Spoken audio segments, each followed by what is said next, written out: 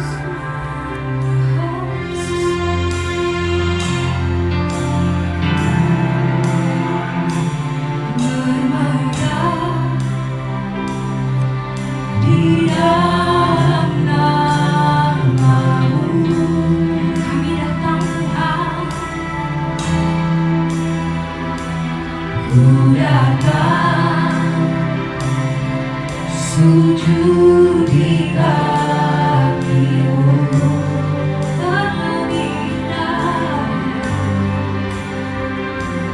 terlebih indah ku berada bersama Tuhan,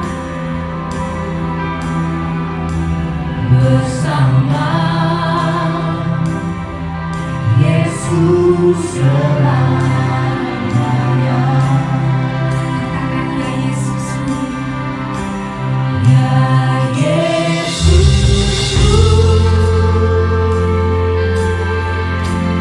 pujaanku sembah namanya, ya Yesusku,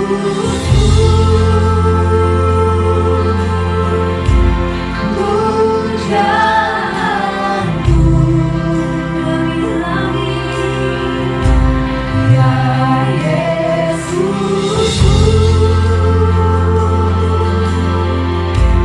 pujaanku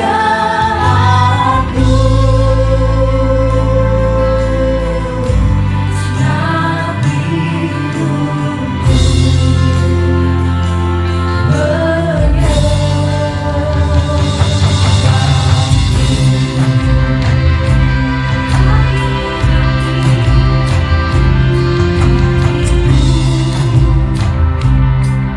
rindukan kasih-Mu.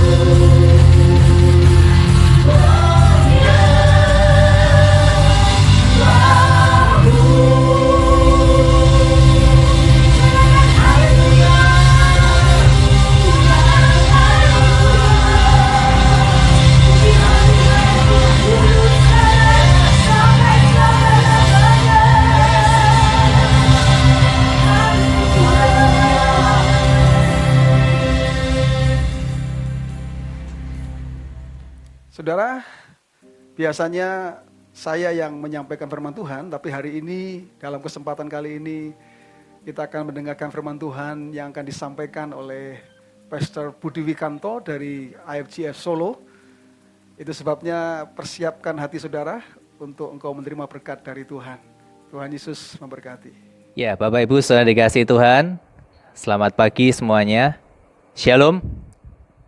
Pertama-tama saya mengucapkan terima kasih untuk Pastor Joni dan Jemaat IGF Living Water di Semarang, di mana kita bisa berkolaborasi untuk tukar mimbar bersama-sama pada hari ini. Saya membawa salam dari IGF Solo, Jemaat IGF Solo untuk Jemaat IGF Living Water. Biarlah di tengah-tengah pandemi corona ini kita tetap kuat, kita tetap saling mendoakan, dan kita tetap berpengharapan di dalam Tuhan. Terima kasih untuk kesempatan, saya diberikan kesempatan membawakan sharing pada pagi hari ini. Sebelumnya kita akan bersama-sama terlebih dulu serahkan waktu ini ke dalam tangan Tuhan. Bapa di dalam kerajaan surga, kami mengucap syukur untuk kesempatan yang indah di mana kami akan mendengarkan firman-Mu. Urapi setiap kami ya Tuhan, supaya kami semua diberkati dan firman-Mu tidak akan pernah kembali dengan sia-sia. Kami serahkan ke dalam tangan Tuhan. Dalam nama Tuhan Yesus kami berdoa. Amin. Bapak Ibu saudara dikasihi Tuhan, pagi ini saya mau share tentang hidup karena percaya.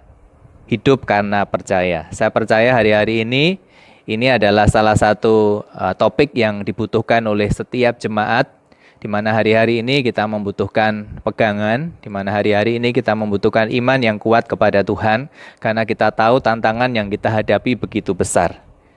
Kita akan bersama-sama melihat ayat firman Tuhan di dalam 2 Korintus 5 ayat yang ke-7. 2 Korintus 5 ayat yang ke-7, demikian firman Tuhan. Sebab hidup kami ini adalah hidup karena percaya, bukan karena melihat. Saya ulangi, sebab hidup kami ini adalah hidup karena percaya, bukan karena melihat. Ini adalah terjemahan baru, tapi di terjemahan New King James saya kutip demikian, for we walk by faith, not by sight. Nah, saya lebih suka terjemahan New King James ini karena berkata bahwa sebab kami hidup dengan iman, bukan dengan melihat. Saudara dikasihi Tuhan, terjemahan bahasa Indonesia masa kini mengatakan, sebab kami hidup berdasarkan percaya kepada Kristus, bukan berdasarkan apa yang dapat dilihat. Jadi pada pagi hari ini kita akan belajar bagaimana kita hidup percaya kepada Tuhan, bukan hidup bergantung kepada penglihatan kita. Sebab hari-hari ini kalau kita melihat kenyataan, mungkin banyak orang menjadi lemah imannya. Banyak orang menjadi down semangatnya, banyak orang pesimis tentang masa depan. Tapi kalau kita percaya kepada Tuhan, hidup kita dengan iman, maka kita akan mendapatkan kekuatan yang baru dan kita akan tetap optimis menghadapi masa depan kita di dalam Tuhan. Saudara, yang pertama kita akan belajar hidup karena percaya.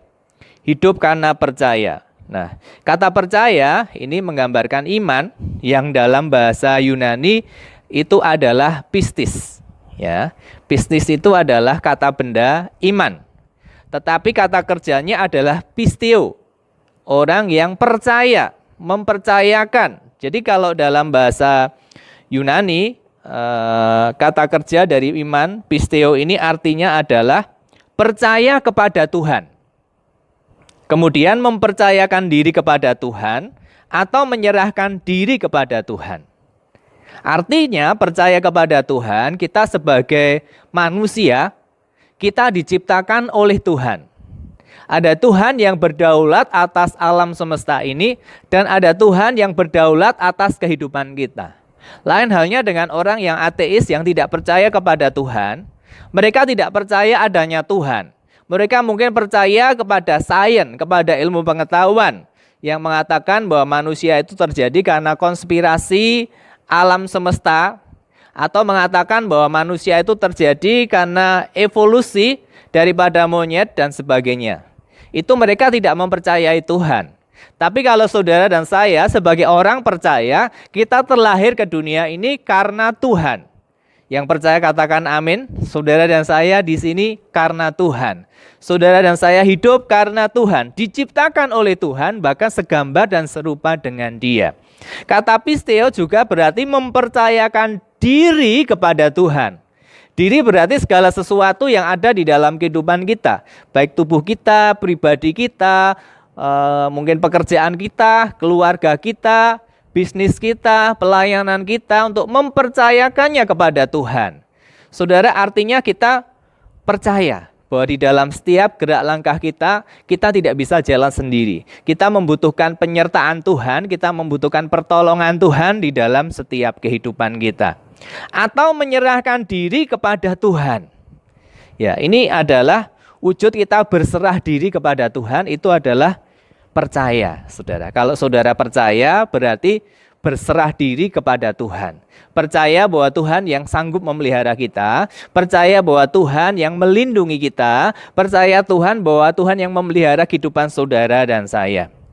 Ya, kata iman atau percaya dalam bahasa Yunani adalah pisteo, arti yang kedua adalah melakukan firman Tuhan. Sebab itu saya suka dengan terjemahan dari New King James yang berkata, "For we walk by faith, not by sight." Ya. Sebab kami berjalan dengan iman, bukan dengan melihat. Ya, arti kata berjalan adalah aktivitas. Arti kata berjalan adalah keputusan-keputusan, setiap sikap, segala sesuatu yang dilakukan dengan iman, bukan berdasarkan kepada penglihatan. Nah, iman tanpa perbuatan adalah mati. Yakobus 2 ayat 17 dan 22 berkata demikian. Demikian juga halnya dengan iman. Jika iman itu tidak disertai dengan perbuatan, maka iman itu pada hakikatnya adalah mati. Kamu lihat bahwa iman bekerja sama dengan perbuatan-perbuatan, dan oleh perbuatan-perbuatan itu iman menjadi sempurna. Abraham adalah bapak orang percaya. Kenapa dia disebut demikian? Sebab dia bukan hanya percaya kepada perintah Tuhan, tapi dia juga melakukan perintah Tuhan dengan sungguh-sungguh. Ketika Abraham dipanggil Tuhan keluar dari negerinya, Tuhan berkata, "Abraham, keluarlah dari negerimu, dari sanak saudaramu ke negeri yang akan kutunjukkan kepadamu."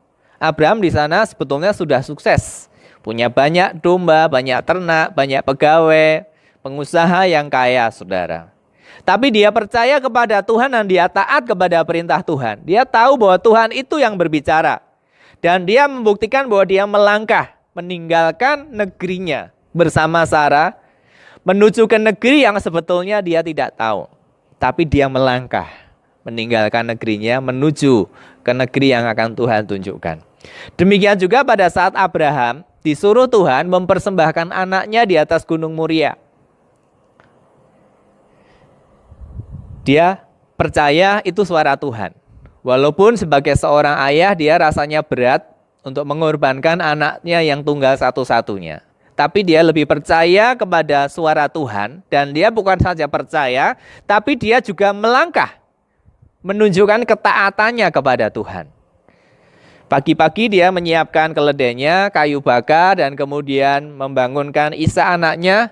Dan kemudian mulai naik ke bukit. Di tengah perjalanan, Ishak bertanya kepada ayahnya, "Bapak, kayu sudah tersedia. Ya, kapak sudah tersedia. Mana kambing domba yang akan dikorbankan?" Lalu apa kata Abraham? "Nak, Tuhan nanti yang akan menyediakan." Itu membuktikan bahwa Abraham percaya kepada perintah Tuhan. Dia percaya dan dia melangkah untuk menuju naik ke Gunung Moria mempersembahkan persembahan. Saudara dikasih Tuhan, iman tanpa perbuatan adalah kosong. Kalau kita percaya bahwa Yesus adalah Tuhan, kita percaya kita semua telah diselamatkan oleh darah anak domba, kita menjadi orang yang dibenarkan oleh pengorbanan Tuhan Yesus. Mari bukan hanya kita sekedar tahu, sekedar percaya. Kita lakukan dengan ketaatan kita untuk beribadah kepada Tuhan. Berdoa senantiasa, membaca firman Tuhan senantiasa, beribadah kepada Tuhan, melayani pekerjaan Tuhan. dan memberitakan firman-Nya. Saya percaya ketika saudara dan saya hidup karena percaya ya, dan melakukan firman Tuhan, maka kita bisa menjadi pribadi-pribadi yang hidup bukan berdasarkan kenyataan yang ada, tapi berdasarkan kebenaran firman Tuhan. Yang kedua, saudara yang dikasihi Tuhan, hidup karena percaya berarti hidup bukan bergantung kepada mata jasmani. Hidup bukan bergantung kepada mata jasmani. Banyak orang mendasarkan hidupnya kepada hal-hal yang berupa materi, yang bisa dilihat oleh mata. Sebab itu berkembang para kaum skeptis yang mengatakan bahwa iman kalau tidak ada buktinya tidak percaya. Saudara, seperti murid Tuhan Yesus Thomas, ya, ketika Tuhan Yesus bangkit dan menampakkan diri, Thomas berkata, kalau aku belum menunjukkan jariku pada luka di lambungnya, aku tidak akan percaya. Dia minta bukti dulu. Tapi saudara dan saya, kalau saya boleh tanya kepada kita semua, bagaimana proses saudara dan saya menjadi percaya? Apakah ada di antara saudara di sini yang Yesus datang kepadamu dan kemudian berkata, hai anakku, ikutlah aku. Lalu saudara percaya. Saya percaya sebagian besar daripada kita belum pernah melihat penampakan Yesus secara pribadi. Tapi kenapa saudara dan saya percaya? Karena kita punya iman, punya mata rohani. Sebab itu Paulus berkata dalam 2 Korintus 4 ayat 18, sebab kami tidak memperhatikan yang kelihatan, melainkan yang tak kelihatan. Karena yang kelihatan adalah sementara, sedangkan yang tak kelihatan adalah kekal. Semua orang di dunia ini mayoritas berlomba-lomba untuk mencari materi, saudara. Dan saudara dan saya tahu bahwa materi tidak akan kita bawa pulang ke surga. Semuanya akan ditinggal di bumi. Semuanya akan lenyap. Tapi saudara, marilah saudara dan saya menyadari bahwa ada satu harta yang bernilai kekal, yang bukan sifatnya sementara, tapi abadi. Itu adalah harta di surga. Sebab itu, mari kita hidup bukan bergantung pada mata jasmani, melainkan kepada mata rohani, kepada kehendak Tuhan di dalam kehidupan kita. Menariknya di sini, kata yang dipakai di dalam 2 Korintus 5 ayat yang ke-7, melihat itu kata Yunaninya adalah blepo, yang artinya penglihatan jasmani, seperti saudara dan saya melihat sekeliling kita ini, saudara. Sebetulnya dalam bahasa Yunani kata melihat itu ada 3 jenis. Yang pertama adalah blepo, melihat tanpa memahami dengan lebih dalam. Jadi cuma sekedar lihat begitu. Yang kedua adalah eido. Eido adalah melihat dan mencari tahu. Nah, itu lebih dalam lagi. Nah, apakah benar gitu ya. Yang ketiga adalah reido. Melihat, mencari tahu dan mempercayai. Sedikit lagi sebetulnya sudah sampai ke pisteo tadi. Ya. Saudara kalau mau lihat kata yang dipakai ini, ketika Yesus bangkit pada hari yang ketiga,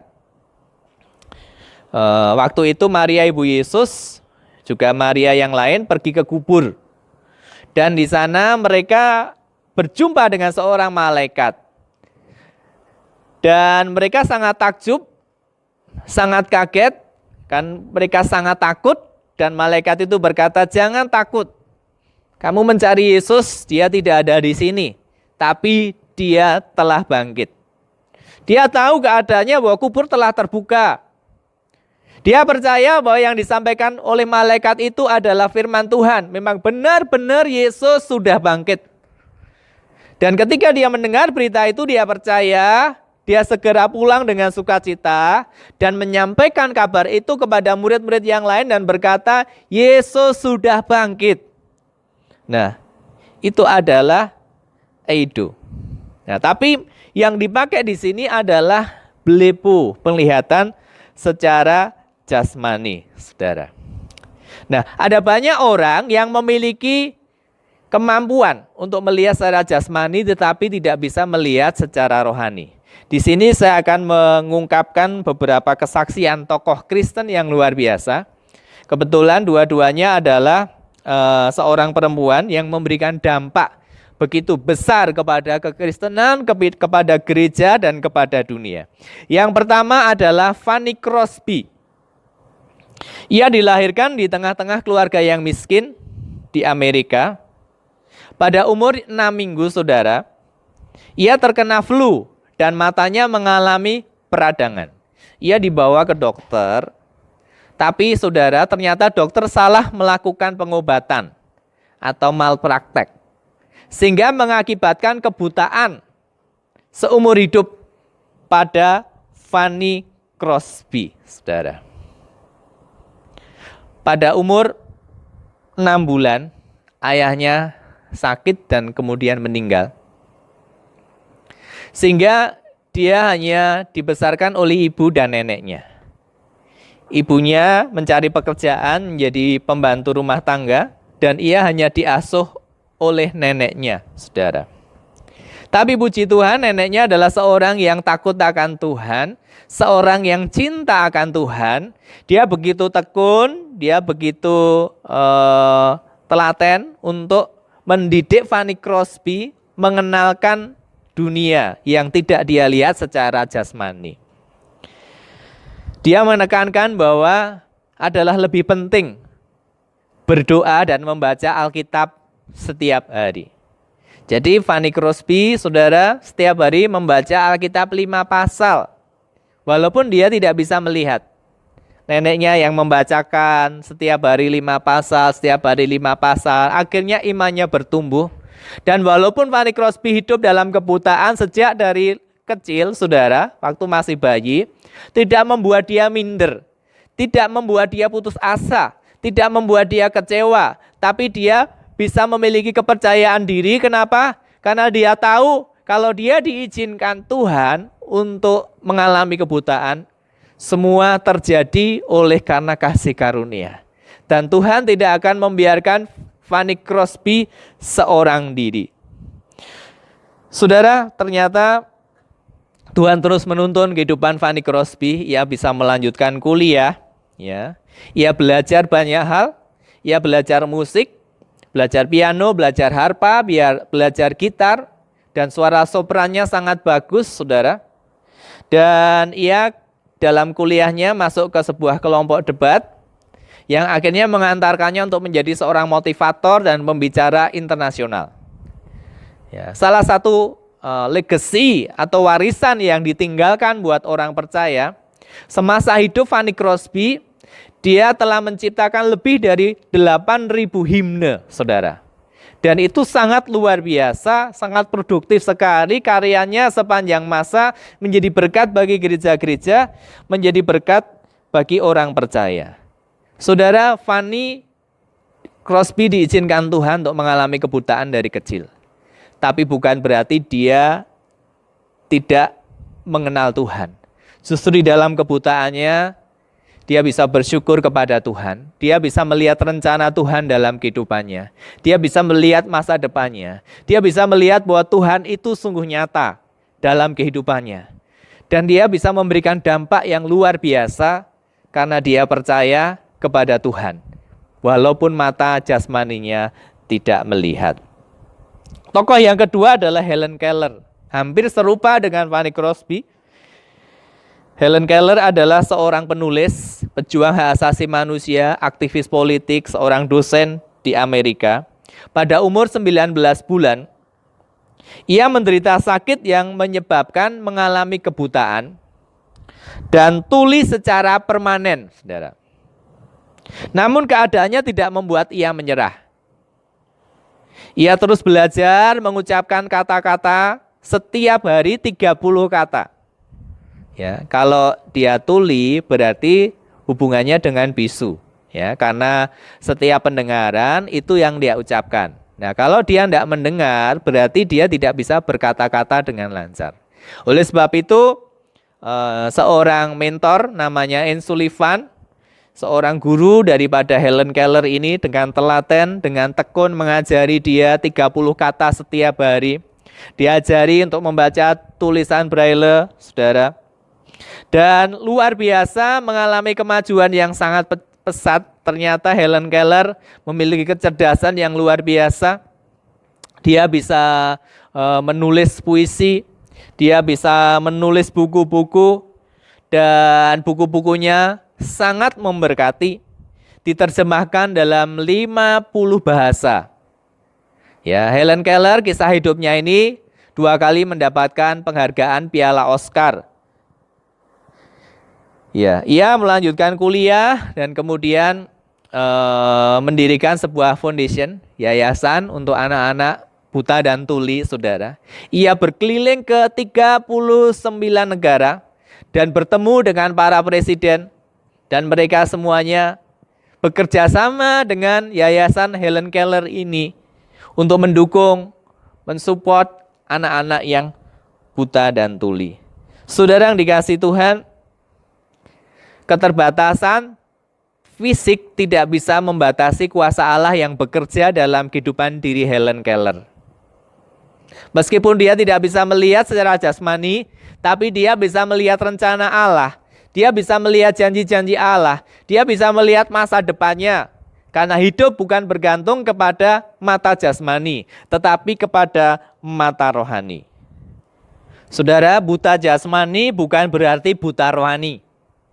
Ironisnya, banyak orang yang tidak buta jasmani, artinya bisa melihat dengan normal, tetapi tidak bisa melihat perkara-perkara rohani atau buta rohani. Banyak orang tidak bisa mengerti rencana Allah dalam hidupnya. Banyak orang tidak bisa mengenal Tuhan secara pribadi. Banyak orang tidak tahu masa depannya di dalam Tuhan. Sebab itu banyak orang yang pesimis, masa bodoh, tawar hati, tidak punya semangat hidup. Kenapa? Karena tidak bisa melihat masa depan bersama dengan Tuhan. Saudara yang dikasihi Tuhan, kalau hari-hari ini kita sedang diizinkan Tuhan mengalami ujian yang mungkin baru sekali ini terjadi sepanjang hidup kita, pandemi corona ini. Banyak orang setiap hari menerima berita-berita yang negatif. Dan ini ujian bagi saudara dan saya.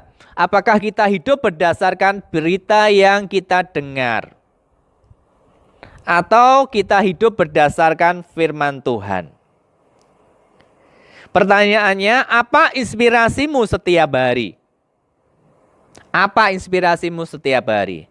Apakah setiap hari kita digerakkan oleh rasa takut, kecemasan kepada berita-berita, kepada situasi yang kita dengar, kepada sakit penyakit, kepada keadaan ekonomi yang diambang resesi, di sana sini banyak terjadi PHK, di sana sini terjadi banyak kejahatan, dan kita mulai takut, kita mulai khawatir.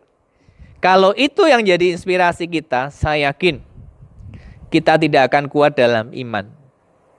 Banyak orang akan stres, banyak orang akan putus asa, banyak orang akan melakukan tindakan-tindakan yang di luar kontrol mereka. Tapi saudara dan saya, mari kita belajar untuk melihat di balik semua yang kita lihat secara jasmani ini, sebetulnya ada hal rohani yang Tuhan mau ajarkan kepada saudara dan saya.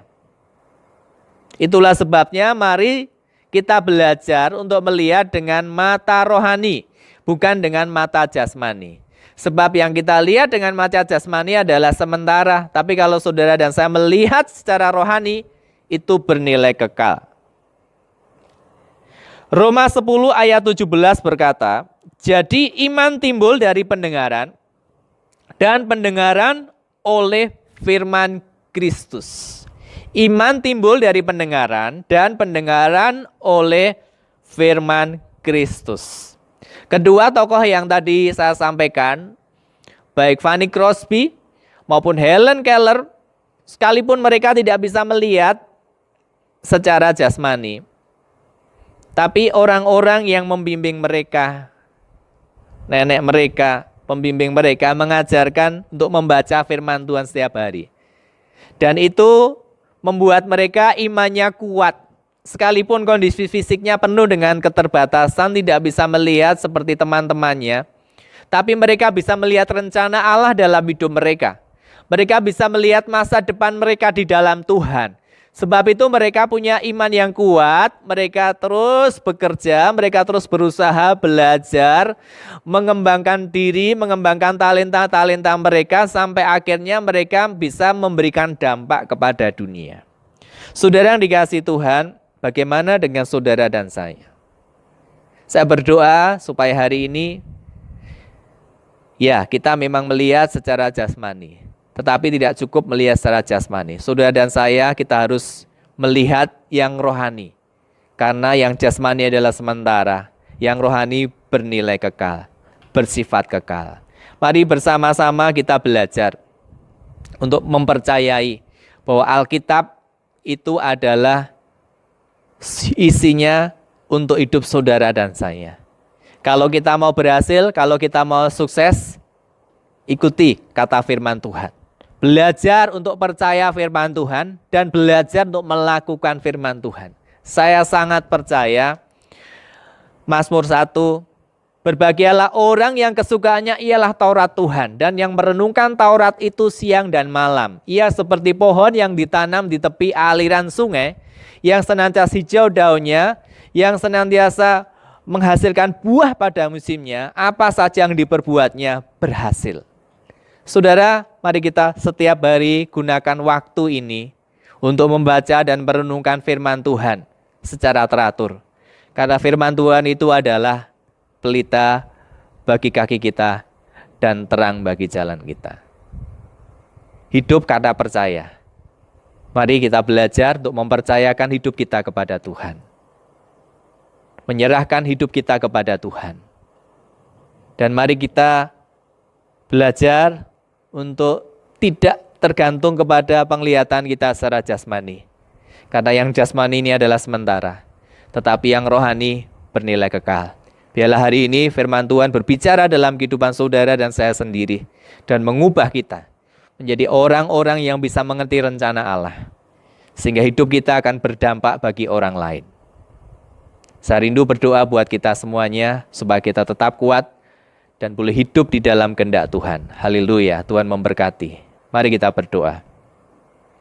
Bapa di dalam kerajaan surga, terima kasih untuk firman-Mu hari ini ya Tuhan. Sebab kami hidup karena percaya, bukan karena melihat. Tuhan ampuni kami kalau kami seringkali mengandalkan penglihatan kami secara jasmani sehingga menghalangi iman kami untuk percaya kepada Tuhan. Hari ini kami menerima firman-Mu ya Tuhan. Sesungguhnya bahwa hidup kami bukan karena melihat, tetapi percaya kepada firman Tuhan. Mampukan kami untuk percaya kepada setiap janji-janji Tuhan, kepada firman Tuhan, dan mampukan kami untuk melakukan firman Tuhan.